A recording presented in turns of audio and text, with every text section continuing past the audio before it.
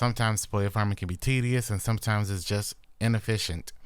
With Crota's Inn, we got 2 encounters that are both spoiler farm candidates. Today I'm going to talk about the one that I think is the better of the two, which is Acrius the Death Singer. Acrius is the first boss of Crota's Inn, 3rd encounter, and her encounter is easily the simpler and faster encounter to clear and gain spoils from. Now the encounter is pretty simple and I don't really want to take time to go over the mechanics, so I'm going to assume you have a rough idea of how to do the mechanics of this encounter. First off, you'll need a Solar Will of Radiance Warlock with Divinity. Now I know what you're saying, Dan, I don't have Divinity, which to that I say I know the perfect place to stop by and get it. Twitch.tv/EpicDan22. Come on by, I do weekly Divinity carries and I can help you out. With that Solar Warlock, you're going to want a Cenotaph. This will allow your Solar Warlock to mark knights, which when killed will drop heavy for your fire team. This then allows your fire team to kill the wizards incredibly fast with their heavies, so you can burn them. Then you can quickly get the ammo that drops from the Cenotaph marked targets to refill your heavy to go into DPS with max ammo. For many weapons, people will suggest rockets, but personally I think rockets are terrible for Acrius. Even though rockets do some of the best damage, if not the best damage in the game, because the damage is bad, but because you can kill yourself with them due to being so close to her, and because, let's be honest, it's easy to miss. Unlike Daughters in Kingsfall, this Death Singer moves constantly, making it a pain to constantly hit every single rocket without having to stop and aim and fire. Doing all that slows down this encounter, and we're looking for ease of use and maxing out our damage so we can one-face her consistently. The other 2 choices being Thunderlord and Leviathan's Breath. These 2 are pretty solid choices, to be honest, but in my opinion, my personal pick is Legend of Acrius. You have the Acrius Catalyst that gives you Trench Barrel, which after punching a target grants your next 3 shots an extra 50% damage. Now once again, I know what you're saying, Dan, I might not have this exotic, what am I going to do? To which I say, if you don't have it, and you have Thunderlord with the Catalyst, that is a pretty solid choice as well. That does mean you and your fire team will have to go into damage phase with as much ammo as possible, just because the damage is going to be a little bit slower, but it is very consistent, and if you have the full 40 seconds, you can probably consistently do a one phase as well. With Acrius, you can take a lot less time and still one phase her.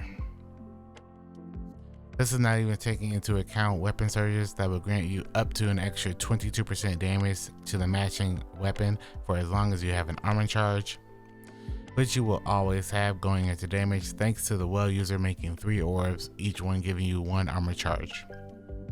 Then we add in your supers, which things like Needle Storm, Gathering Storm, Thunder Crash are all excellent burst super options to toss at the boss right at the beginning of damage, then instantly go into your weapon damage.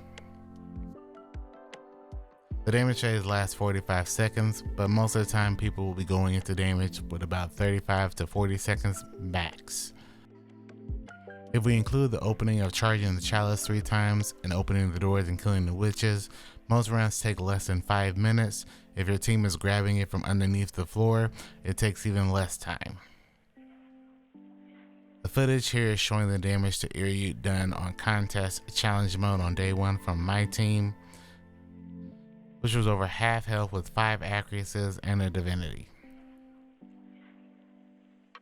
Compared to a run when contest mode is off, where I was taking a team through who had not done it before, some had Acrius, some who didn't, and they used Thunderlord instead, and she still gets cooked.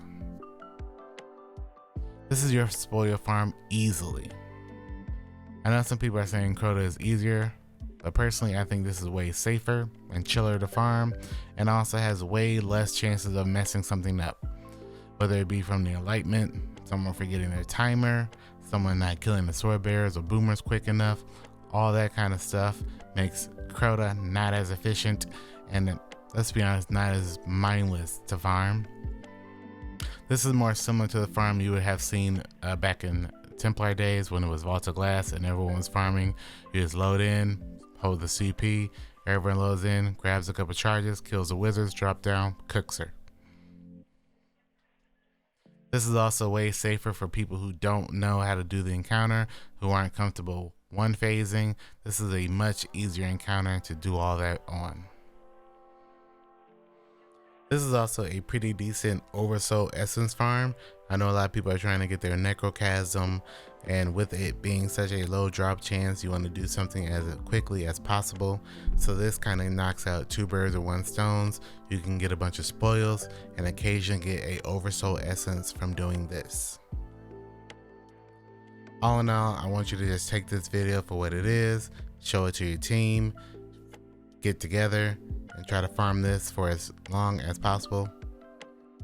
Use it to get whatever exotics you're missing from the kiosk.